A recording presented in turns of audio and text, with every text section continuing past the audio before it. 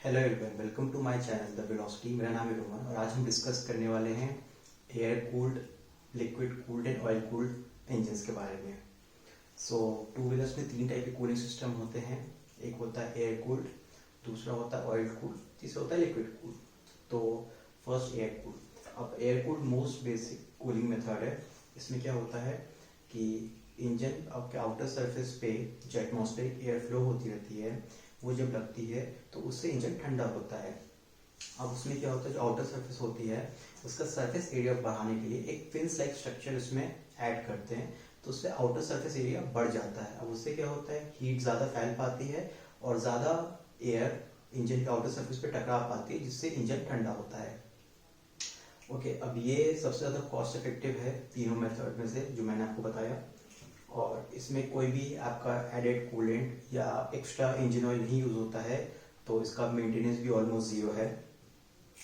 अब ये मोस्टली लो capacity bikes में यूज़ होता है एंड कुछ कुछ हाई कैपेसिटी बाइक्स में भी यूज़ होता है, जैसे कि रॉयल एनफील्ड की classic 350। But high capacity bikes में क्या होता है, जिनकी रेफ जैसे आपकी आरपीएम है 4000 पे 5000 आरपीएम तक होता है, उन बाइक्स में ये air cool system high capacity bikes में भी यूज़ हो जाता है। अब आपको एक एक्सेप्शन भी दिखेगा, वो है हार्ले डेविडसन 48। वो बहुत ही हाई कैपेसिटी बाइक है, बट उसमें भी एयर कूल्ड सिस्टम यूज़ होता है। तो उसमें क्या है, उसमें जो इंजन की आउटर कवरिंग है, तो इंजन के पार्ट्स है मोस्टली एल्यूमिनियम के बने, तो एल्यूमिनियम हीट बाहर निकालने में बहुत इफेक्टिव होता है। इसलिए वो एक एक्सेप्शन है जिसमें बहुत हाई कैपेसिटी बाइक में आपका एयर कूल्ड यूज़ होता है।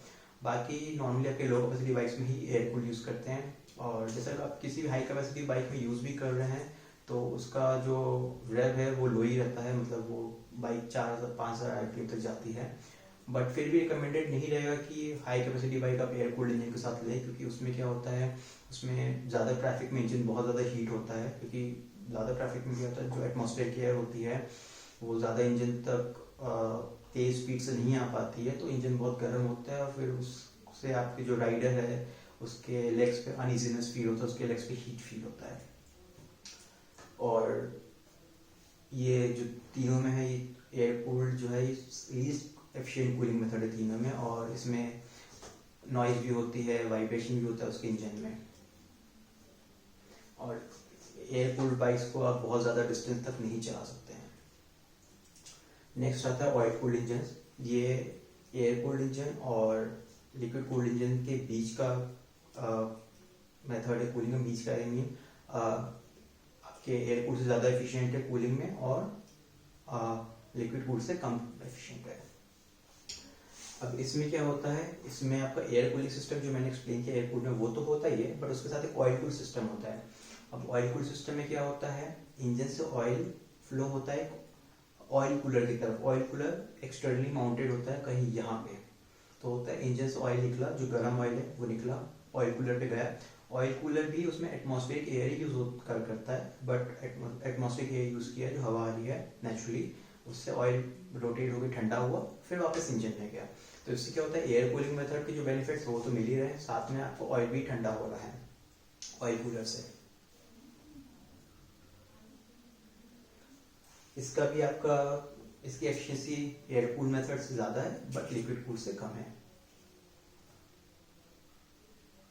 अब इसके कौन से ऐसे हैं कि इसकी कॉस्टिंग जो है वो आपके एयर कूल्ड इंजन से ज़्यादा आती है, प्लस इसमें एक्स्ट्रा इंजन ऑयल यूज़ होता है कंपेयर टू एयर कूल्ड या फिर लिक्विड कूल्ड इंजन।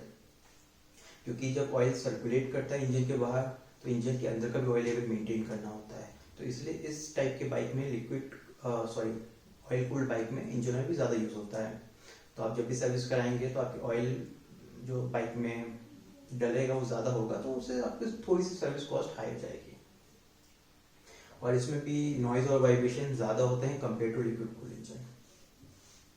अब हम आते हैं लिक्विड कूल इंजन में। ये सबसे एफिशिएंट कूलिंग मेथड होता है। अब इसमें क्या होता है, जैसे आपके कार में जो कूलिंग सिस्टम होता है सेम वैसे ही काम करता है। इसमें क्या होता है, एक कूलेंट यूज़ होता है जो कि एक लिक्विड होता है ग्रीन कलर का या ब्लू कलर का, वो इंजन की हीट एब्जॉर्ब करता है, ठीक है। और जब उसका टेम्परेचर राइज होता है तो वो रेडिएटर की तरफ उसको पंप किया जाता है उस कूलेंट को। अब रेडिएटर आपको कहीं ये फ्रंट व्हील के पीछे होता है, रेडिएटर में फैन भी लगा होता है, तो जैसे ही कूलेंट वहाँ गया तो एटमॉस्फेरिक एयर और फैन दोनों यूज़ होता है। अगर फैन तब यूज़ होता है जब कूलेंट का टेम्परेचर बहुत ज़्यादा हो गया हो या फिर हवा नेचुरल एयर उतनी फ्लो नहीं कर रही हो, तो वहाँ से कूलेंट ठंडा होता है, देन वापस ये इंजन की तरफ जाता है, फिर से इंजन की हीट एब्जॉर्ब करता है एंड ये साइकिल कंटिन्यू होती रहती है।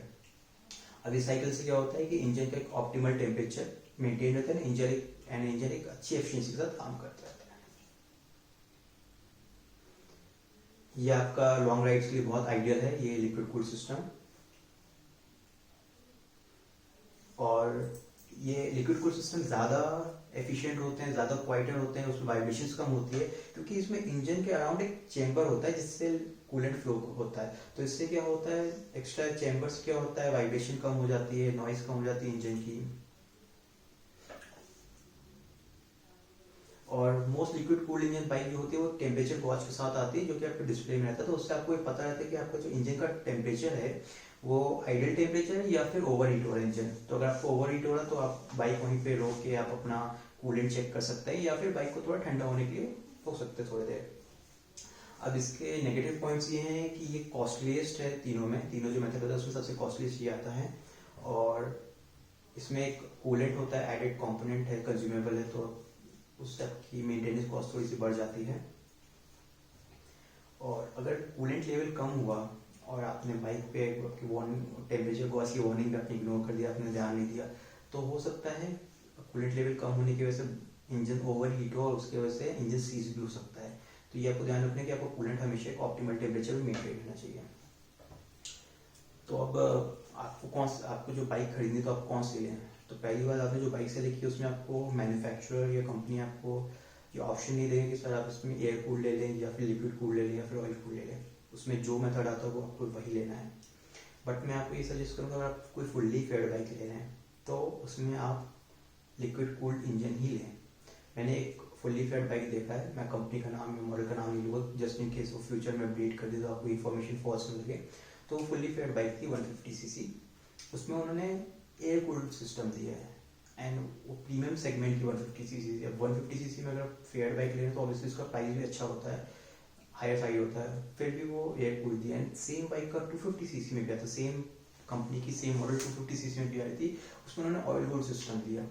तो ये बात मुझे समझ में नहीं है कि अगर आप फुल्ली फेयर्ड बाइक दे रहे हैं 150 सीसी और उससे अबव में, तो फिर आपको उसमें लिक्विड कूल्ड सिस्टम देना ही चाहिए, क्योंकि फुल्ली फेयर्ड बाइक में क्या होता है, इधर साइड से फेयर, इधर साइड से फेयर, तो बाइक के इंजन तक जो है वो हवा कम पहुंच पाती है। अब नेकेड बाइक में क्या, आप देखिए इंजन यहाँ ज़्यादा हवा पहुंच पा रही है, बट फेयरिंग वाली बाइक में ये भी कवर्ड है, इधर से भी कवर्ड है, तो इंजन तक हवा कम पहुंचती है।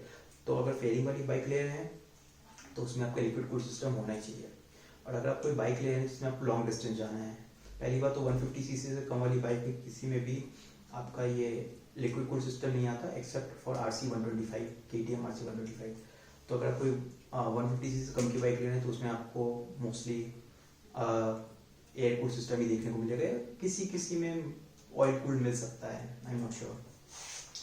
तो अगर आप 150 सीसी उससे ऊपर की बाइक ले रहे हैं, तो अगर आपको बाइक ज़्यादा डिस्टेंस चलाना, आप हाईवे पे जाने वाले हैं, आप ज़्यादा डिस्टेंस कवर करने वाले हैं बगैर बाइक को रोके, लाइक से आप 200 kilometre, 300 kilometre, even 100 kilometre cover करने वाले हैं, आप ज़्यादा हाईवे पे ले जाने वाले बाइक को, तो मैं आपको रिकमेंड करूँगा कि आप लिक्विड कूल्ड बाइक ही प्रेफर करें। क्योंकि हाईवेज पे क्या होता है, हाईवेज पे बाइक बहुत देर तक हाई रेफ पे चलती है, हाई स्पीड पे चलती है, तो उससे इंजन ऑयल बहुत गर्म हो जाता है। अब इंजन ऑयल गर्म होने से क्या होता है, वो पतला हो जाता है, जितना ज़्यादा गर्म होगा उतना पतला हो, तो उससे क्या होता है, उसकी विस्कोसिटी कम हो जाती है। अब इससे क्या होता है, आपकी इंजन ऑयल की विस्कोसिटी कम हो गई, वो पतला हो गया, तो उसका लुब्रिकेशन कम हो गया। अब लुब्रिकेशन कम हो गया तो आपके इंजन के अंदर के पार्ट्स को डैमेज करेगा, क्योंकि इंजन ऑयल पतला हो जाता है तो लेस एफिशिएंट हो जाता है। तो अगर कोई बाइक ले रहे हैं जिसमें इंजन ऑयल बहुत गर्म हो गया है, आप हाईवे पे चला रहे हैं, वो और गर्म होता जा रहा है, तो उससे क्या होगा, आप फिर भी चलाते जाएंगे बाइक को, तो अंदर पार्ट्स में वेयर एंड टियर होगा, तो आपको आपकी इंजन की लाइफ के लिए अच्छा नहीं है। तो अगर आपको हाईवे पे ले जाना है तो आप लिक्विड कूल्ड सिस्टम लें, क्योंकि वो सबसे ज़्यादा एफिशिएंट है, वो आपके इंजन ऑयल का टेम्परेचर, इंजन का टेम्परेचर आपको एकदम ऑप्टिमल रखेगा। और अगर आप सिटी यूज़ के लिए ले रहे हैं, सिर्फ सिटी ज़्यादा चलाना है, हाईवे से कभी कभार जाना है, बहुत कम जाना है, मे बी 100 किलोमीटर, 150 मैक्सिमम, तो फिर आप ऑयल कूल्ड या फिर एयर कूल्ड ले सकते हैं, जो भी आपको उस बाइक में मिल रहा हो। बट अगर आप लॉन्ग टूरिंग करना चाहते हैं तो मैं आपको रिकमेंड करूँगा कि आप लिक्विड कूल्ड ही लें। ओके, आई होप ये इन्फॉर्मेशन आपकी यूजफुल रहा. Thank you.